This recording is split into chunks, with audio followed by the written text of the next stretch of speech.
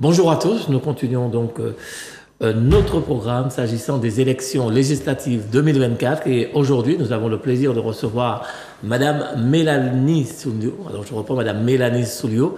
Soyez la bienvenue, chère Madame. Comment allez-vous? Merci, je vais très bien. Alors donc, Combat ouvrier, donc, qui présente une candidate dans la 3e circonscription. Oui, c'est moi-même, Mélanie Sulio.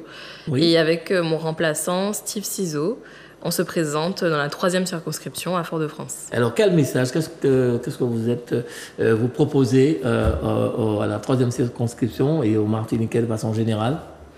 Alors tout d'abord, j'aimerais quand même préciser que je me présente parce que je suis complètement révoltée par la société dans laquelle on vit, par le système dans lequel nous vivons, qui n'est pas viable pour l'humanité en fait.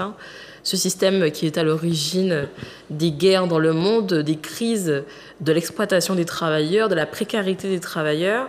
Et l'exploitation des travailleurs. L'exploitation des travailleurs. Les travailleurs, tous les jours, sont exploités au travail, puisqu'ils bossent du matin au soir, ils se tuent à la tâche, littéralement, pour un salaire qui permet à peine de vivre. Nombreux sont les travailleurs qui finissent le mois avec le compte en banque dans le rouge, alors qu'ils se serrent la ceinture, qu'ils comptent les centimes au supermarché. Donc ça veut bien dire que le salaire n'est pas suffisant pour vivre. Les prix augmentent. Moi, je suis fermement convaincue que les salaires doivent suivre l'inflation. S'il y a une inflation de mois en mois, les salaires doivent suivre aussi, doivent augmenter de mois en mois. Ça, c'est ce que vous constatez, c'est ce qui est la vérité, c'est ce que vous dites. C'est ce que je dis. Mais qu'est-ce que vous proposez alors? Moi, ce que je propose, c'est que cette conscience, effectivement, que la conscience de classe, elle augmente chez les travailleurs. C'est-à-dire que moi, je propose effectivement qu'on augmente le SMIC, mais je ne suis pas une marchande d'illusions comme d'autres partis. Moi, je dis clairement que si l'on veut des augmentations de salaire et que surtout les salaires augmentent en même temps que les prix augmentent, il n'y a que nous, les travailleurs, qui pourrons l'imposer lors de lutte, en fait. Dans ces sociétés, le système capitaliste ne marche pas pour nous, il marche pour les capitalistes, pour le grand patronat, pour la grande bourgeoisie, y compris notre bourgeoisie locale. Et nous, les travailleurs, on n'a pas d'autre choix que de lutter pour améliorer notre sort. Il n'y a personne d'autre qui peut le faire à part nous-mêmes. Une guerre contre le patronat. Nous sommes en lutte de classe permanente. Il y a une lutte de classe permanente entre la bourgeoisie, entre le patronat et entre la classe ouvrière, les travailleurs, les classes populaires, ceux qui souffrent dans ces sociétés, ceux qui subissent les maux de ces sociétés-là, ce sont les travailleurs et les masses laborieuses.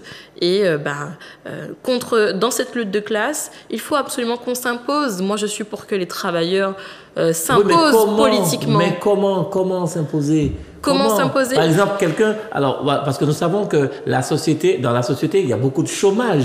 Il y a des gens qui ne travaillent pas. Bon, alors, comment faire pour que tout le monde travaille si on doit être dans la société, par exemple, entre guillemets, combat ouvrier?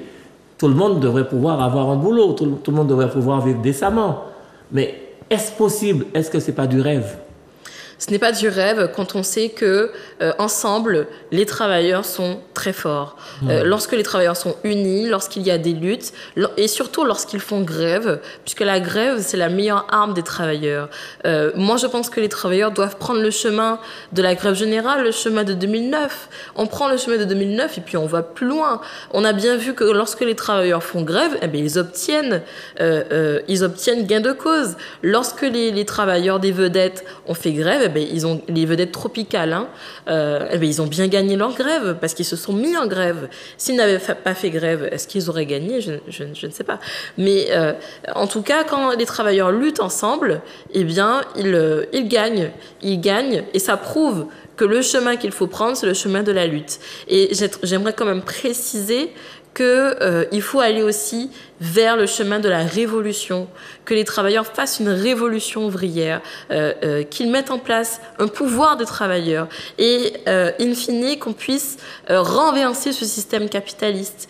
Car je rappelle que le capitalisme n'est pas viable pour l'humanité. C'est lui qui engendre la précarité, l'exploitation des travailleurs, les guerres dans le monde, la situation en Haïti avec les gangs qui tuent, qui violent la population, les gens qui se font tuer à Gaza. Oui, le réchauffement climatique aussi, parce que les capitalistes, ils produisent de façon anarchique. Et puis, leur devise, c'est « après moi, le déluge ». C'est-à-dire que on produit aussi avec la sueur des travailleurs. Ça provoque énormément de pollution, énormément de dégâts dans la nature.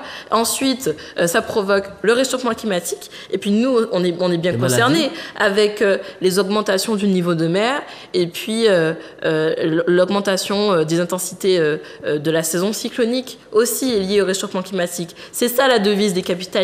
Après moi, le déluge. Et ça, c'est inadmissible. Ça prouve que les capitalistes ne savent pas gérer cette société-là. Et que c'est à nous de la diriger, cette société. Nous, on dirigerait beaucoup mieux cette société à la place des capitalistes. Madame Mélanie Soulio, alors, donc, mais il n'y a pas que ça. Il y a aussi tout ce qui est à côté, qui concerne les gens de façon quotidienne, la vie des gens.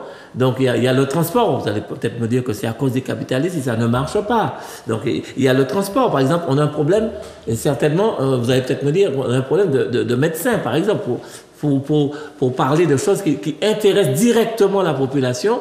Les médecins, il n'y en a pas suffisamment.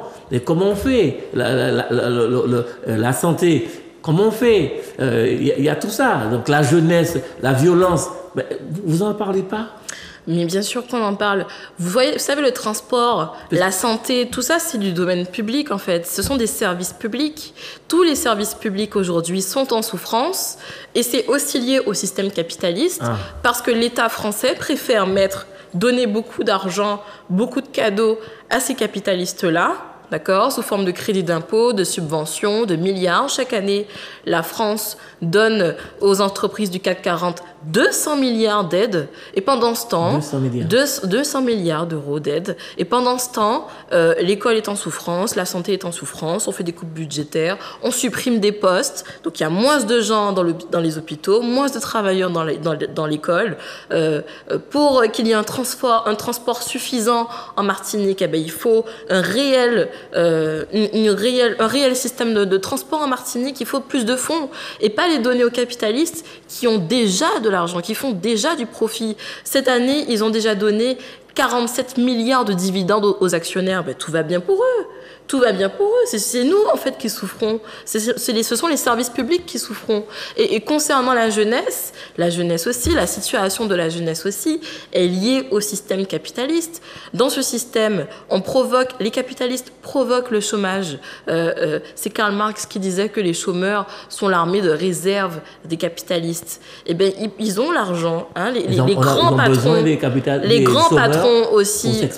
Les grands patrons ici ont l'argent pour embaucher tout le monde, mais ils n'embauchent pas, c'est-à-dire que c'est à nous d'imposer des embauches, d'accord? Ils ont les millions, les milliards d'euros pour nous imposer, c'est à nous d'imposer des embauches, d'accord? Et je parle d'embauche, je parle de chômage, parce que c'est ce qui gangrène la jeunesse. Vous savez qu'il y a 14 000 jeunes qui, aujourd'hui, sont sans emploi, sans travail, sans formation. 14 000 jeunes en Martinique qui ne font absolument rien. C'est beaucoup, c'est énorme. Et c'est pas étonnant que finalement la violence augmente chez la jeunesse. La violence augmente chez la jeunesse parce que justement, dans ces sociétés, on est violenté. On est violenté par une violence sociale. La violence sociale, justement, du capitalisme qui profite aux riches et qui met à mal la population pauvre. Est-ce raisonnable de penser que le SMIC peut être à 2 000 euros? Oui, c'est raisonnable, oui.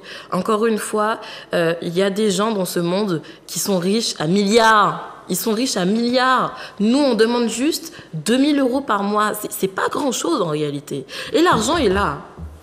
L'argent existe dans cette société pour payer ces 2 000 euros par mois. D'accord? C'est juste que cet argent va dans les poches des capitalistes, dans les profits des capitalistes. Vous savez combien touche le patron de Stellantis, celui qui a Citroën, le groupe Citroën et Fiat? Ce patron gagne par jour 100 000 euros.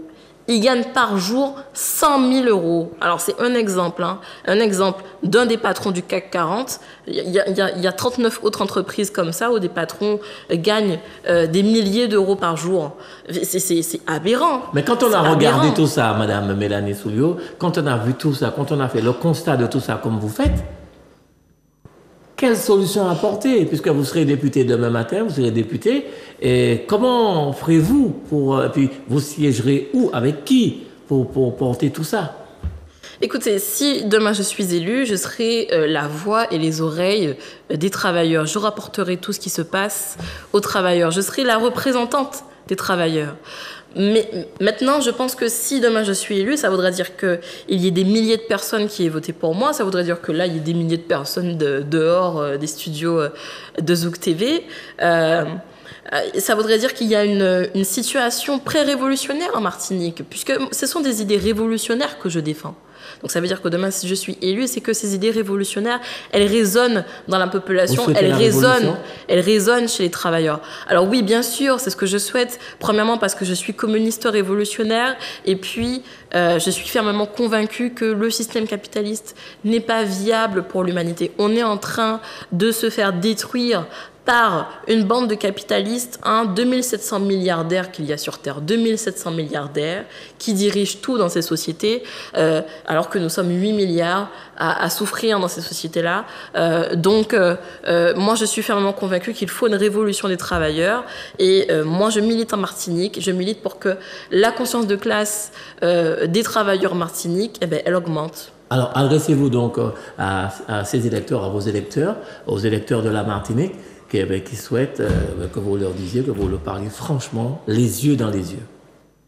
Alors j'appelle l'ensemble des travailleurs en Martinique à voter pour Combat Ouvrier, Mélanie Souliot et Steve Ciseaux à Fort-de-France, et aussi pour mon camarade Gabriel Jean-Marie et sa suppliante Marie-Hélène Marthe, dite Surelli, dans la première circonscription, dans le centre. Voter pour nous, c'est être d'accord avec nos idées de nature révolutionnaire, et donc être d'accord avec le fait que si on veut que notre vie change, que notre sort change, si on veut un avenir pour l'humanité, mais aussi un avenir aussi pour les travailleurs en Martinique, nous n'avons pas d'autre choix que de lutter et qu'un jour de renverser le système capitaliste. Madame Souliot, merci pour votre expression, et nous vous rappelons que nous continuons toujours pour les législatives 2024, toujours sur Zouk Télévision. Je vous remercie, à très bientôt.